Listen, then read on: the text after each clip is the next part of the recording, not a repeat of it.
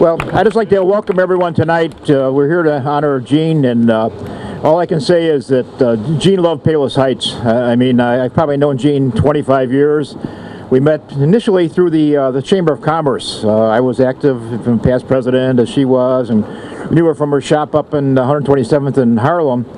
And then about 19 years ago, we had this election in town, and I ended up becoming mayor. And one of the individuals who ran against me decided they didn't want to be an alderman anymore. So I said, who can I appoint to take the place of that individual?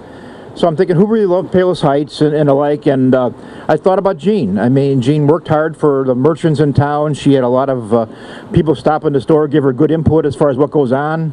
And I said, well, here's this, nice lady. She's probably just struggling in this, comic book store. It's kind of a comic book and used book store. I said, maybe she could actually use the extra $5,000 a year, you get for being an alderman.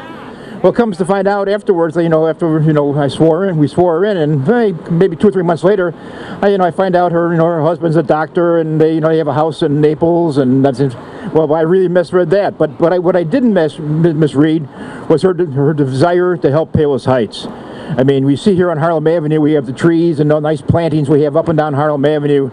And Jean and I and Peter Camp, I think it was, back her first year in office, the first summer, we were out here on our knees planting daylilies along Harlem Avenue because there was no plantings around the trees. So that's what we did. We wanted to make sure Palos Heights looked great.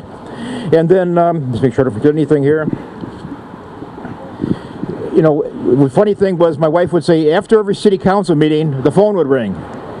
And about 3/4 of them, I should say.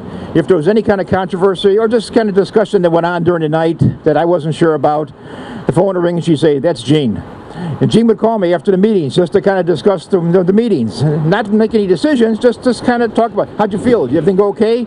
That type of thing. She was just a lady who really loved Palos Heights. And even after she left the council, her involvement continued. She got involved in the beautification, the raffle.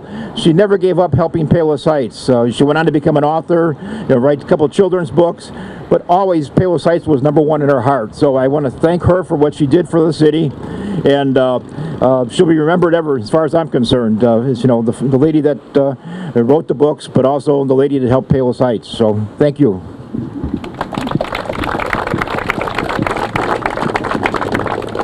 We also have our first ward alderman, Jeff Key. He's going to say a couple words. Thanks, John. Eleanor Roosevelt once said that many people walk in and out of our lives, but true friends leave their footprint in our heart. And, Jean volunteered all over the city. It wasn't just on the city council and stuff. She was at Lake Catherine on the library board. And I got to tell you, when I became a city council member, she called me right away to offer her words of congratulations, but she also offered me some help. And she called me a second time and said, if you ever want to sit down, I'll answer any questions you have. And I have to say, because of her gracious and generous spirit and soul, we became friends.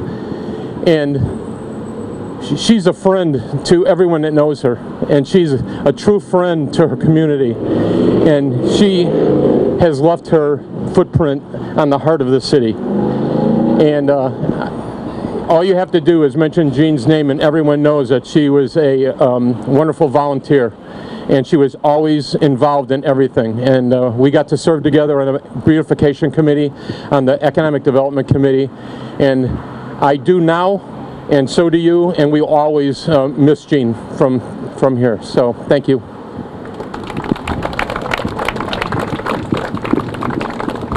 I'd also want to thank the Beautification Committee and especially the Classic Car Committee, whose fundraising was a big part of this purchase and building of this beautiful feature. I'd like Paul to come up and talk on behalf of the family. Paul Knapp is Jean's son. How you doing out there? It's cold over here. I don't know about you guys. But first of all, my family, we'd like to thank John Hanley and the Beautification and the Car Classic committees, as well as the City of Palos Heights. As well as the City of Palos Heights and the mayor for contributing their time and effort, doing the funding, for this special water feature and Mom's Plaque. We'd also like to thank everyone that came out and to show the support. It means a lot to us, and it's nice to know that Mom had touched all of us in a special way, in her special way. Our family's been here for 49 years and still live in the same house. My mom loved Palos Heights. She loved being an alderman. She loved every part of Palos. She she loved Lake Catherine. She loved the committees. She loved the library. I brought my daughter there. She's like, tell them Jean Gnap was there, and sure enough, they knew her. They're like, oh my God, you know. So it was special, and I like the footprint. She left it everywhere, and we understand this tribute. It doesn't happen for everyone.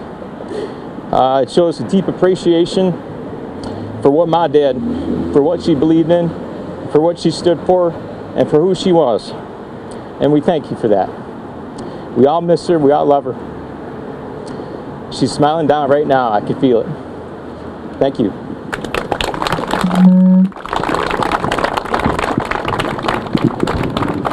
Doc. Jen. Jennifer. Paul. Why don't you guys unveil this plaque?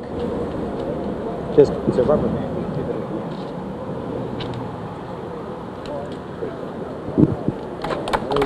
Good. Thanks, Doc. Thanks, Jen. Okay. Thanks, Paul. Well, thank you for everybody for coming out. Let's get to our homes before the rain comes. Mayor, Jeff, thank you very much. Beautification Committee and the Car Committee, thank you very much.